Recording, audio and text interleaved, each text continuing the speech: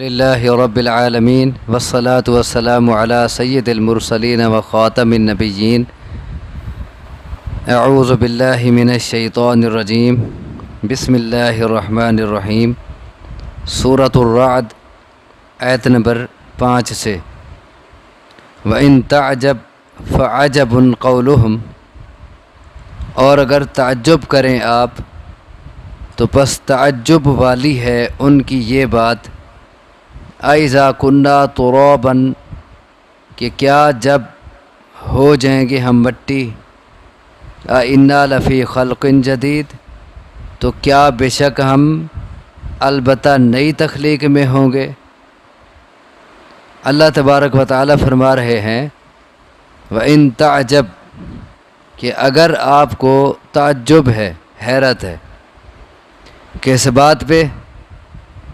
کہ اللہ تبارک و تعالی کی اتنا بڑی اور عظیم نشانیاں دیکھنے کے باوجود بھی وہ نہیں مان رہے۔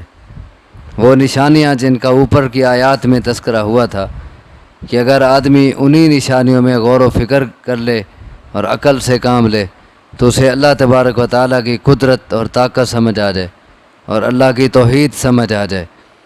تو فرمایا کہ اگر آپ کو اس بات پر تعجب ہے کہ وہ اللہ تبارک و تعالیٰ کی اتنا بڑی نشانیاں دیکھنے کے باوجود بھی آخر نہیں مان رہے، تکذیب کر رہے ہیں، آخر کیا وجہ ہے؟ اگر آپ کو اس بات پہ تعجب ہے تو پھر زیادہ تعجب اگلی بات پہ کریں۔ زیادہ تعجب والی ان کی یہ بات ہے، پھر کون سی؟ فرمایا اگر آپ تعجب کریں تو پس تعجب کے لائق تو ان کی یہ بات ہے کہ کیا جب ہم ہو جائیں گے مٹی تو کیا بے شک ہم البتہ نئی تخلیق میں ہوں گے۔ اگر آپ کو حیرت ہے اور تعجب ہے تو اس بات پہ زیادہ تعجب کریں کہ وہ کہتے ہیں کہ جب ہم ایک بار مر جائیں گے، زمین میں مل جائیں گے، مٹی مٹی ہو جائیں گے تو کیا ہمیں وہ دوبارہ بنا لے گا؟ یہ کیسے ہو سکتا ہے بھلا؟ جب ہم بوسیدہ ہڈیاں ہو جائیں گے اور جو بالکل مٹی کی طرح ہو جاتی ہے ہڈی، ہاتھ میں اسے مسلا جائے تو وہ ختم ہو جاتی ہے، تو اس ہڈی کو دوبارہ وہ کیسے بنائے گا؟ تو تعجب ان کی اس بات پہ پھر کریں آپ، یہ بات تعجب کے زیادہ لائق ہے۔ کیونکہ دیکھیں نا، یہ بات کیسے تعجب کے لائق ہے کہ دیکھیں جس اللہ نے پہلی بار بنا لیا ان کو تو وہ دوبارہ بنانے پہ کیوں قادر نہ ہو؟ اگر تعجب ہوتا ہے، اگر مشکل لگتا ہے تو اس کا پہلی بار بنانا مشکل ہو۔ اگر اللہ کا انسان کو پیدا کرنا، بنانا مشکل ہو تو پھر عقل کیا کہتی ہے کہ پہلی بار بنانا مشکل ہونا چاہیے یا دوسری بار؟ پہلی بار، کہ جب انسان کا وجود ہی نہیں تھا تو اس نے ایک قطرہ آب سے یہ کیسے یہ ایک ڈھانچہ بنا دیا اور کیسے ہڈیاں بنا دی اور کیسے ایک انسانی شکل بنا دی۔ تو جو نہ ہونے سے پہلی بار بنا سکتا ہے تو اب وہی جب ختم ہو جائے اس کو دوبارہ اکٹھا کرنا اور دوبارہ بنانا، اس کے آگے کیا مشکل ہے؟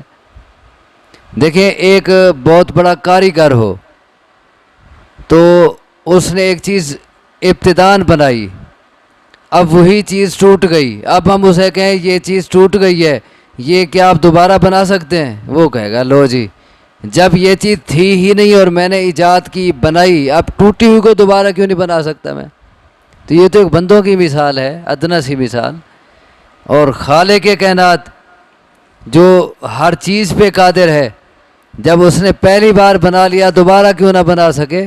تو یہ بات ان کی بڑی عجیب ہے۔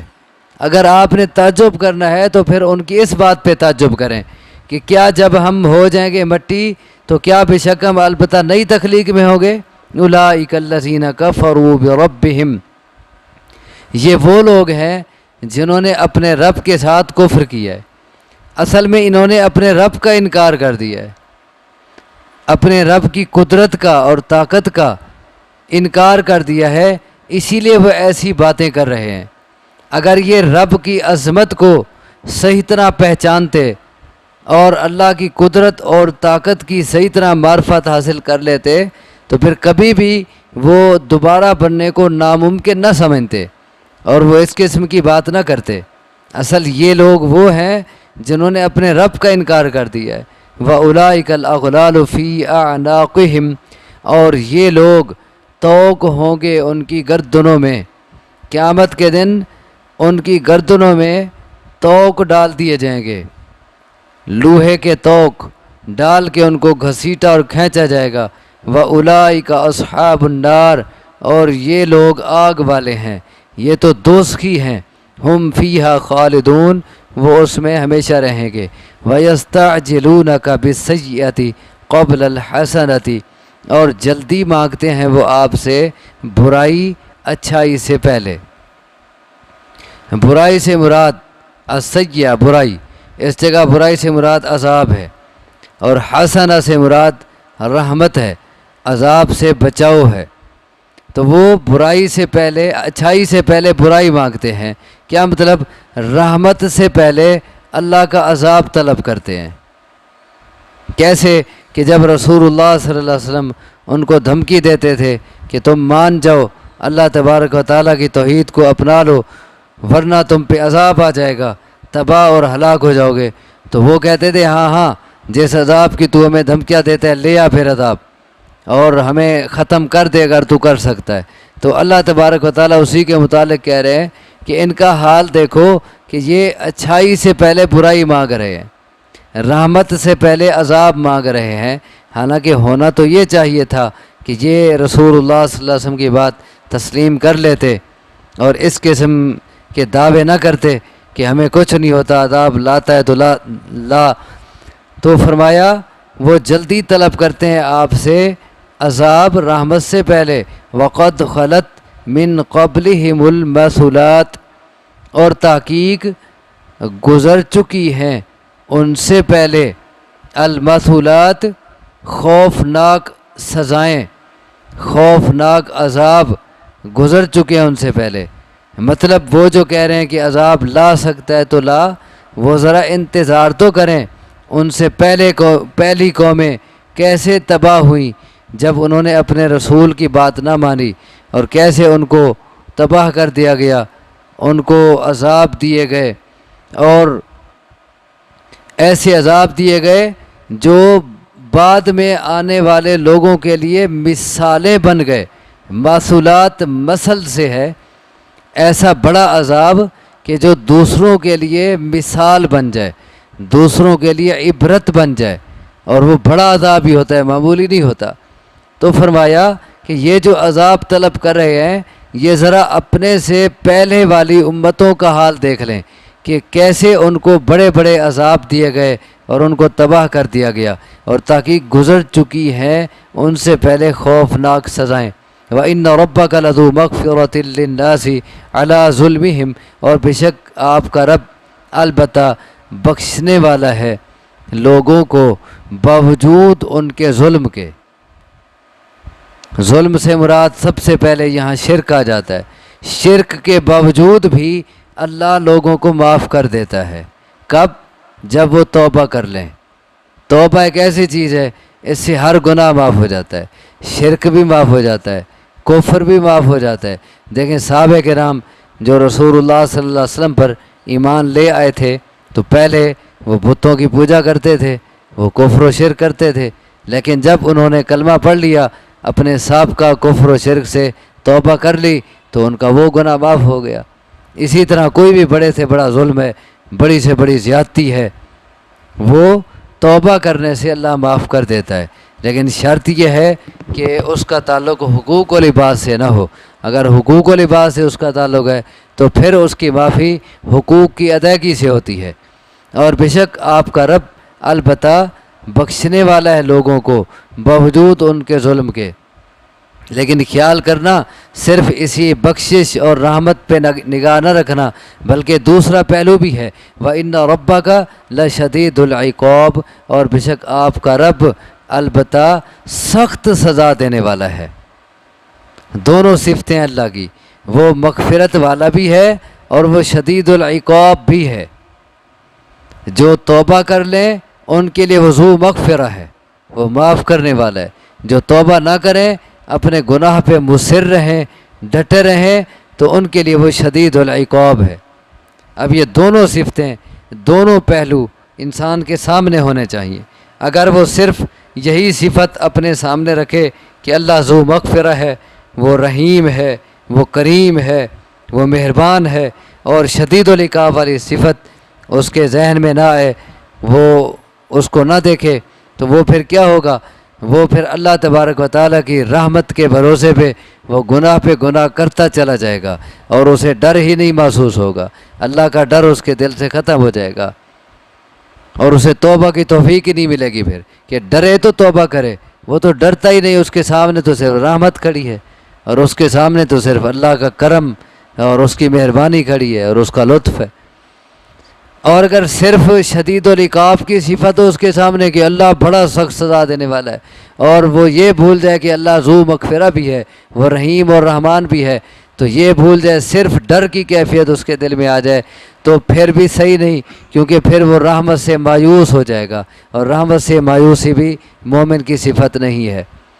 تو دونوں صفتیں ساتھ ساتھ ہوں، شدید العقاب والی صفت بھی اس کے سامنے ہو، اللہ کا ڈر بھی ہو دل میں، اور ساتھ ساتھ اللہ کی رحمت کی امید بھی ہو۔ الایمان بین الرحمہ والعذاب، ایمان جو ہے یا بین الرجاء والخوف، الایمان بین الرجاء والخوف، ایمان رجا اور خوف کے درمیان ہوتا ہے کہ امید بھی ہو ڈر بھی ہو۔ صرف امید ہو ڈر نہ ہو یہ ایمان نہیں ہے، صرف ڈر و امید نہ ہو یہ بھی ایمان نہیں ہے۔ ایمانداروں میں دونوں صفتیں اکٹھی چلتی ہیں، اور بے شک آپ کا رب البتہ بخشنے والا ہے لوگوں کو باوجود ان کے ظلم کے، اور بے شک آپ کا رب البتہ سخت سزا دینے والا ہے۔ وَيَقُولُ الَّذِينَ كَفَرُوا، اور کہتے ہیں وہ لوگ جنہوں نے کفر کیا، لولا انزل علیہ آیۃ من ربی، کہ کیوں نہیں اتاری گئی اس پر کوئی نشانی اس کے رب کی طرف سے، کس پر؟ حضرت محمد صلی اللہ علیہ وسلم پر۔ کافر کہتے ہیں کہ اس محمد کے رب کی طرف سے اس پر کوئی نشانی کیوں نہیں اتری؟ نشانی سے مراد کوئی بہت بڑا معجزہ، یا وہ نشانی جو وہ مانگتے تھے، جیسے وہ کہتے تھے کہ مکہ کی پہاڑیاں سونے کی بن جائیں، اور مکہ میں چشمے جاری ہو جائیں، اور اس کی زمین کھلے میدان اس میں بن جائیں، پتھریلی وادیاں ختم ہو جائیں۔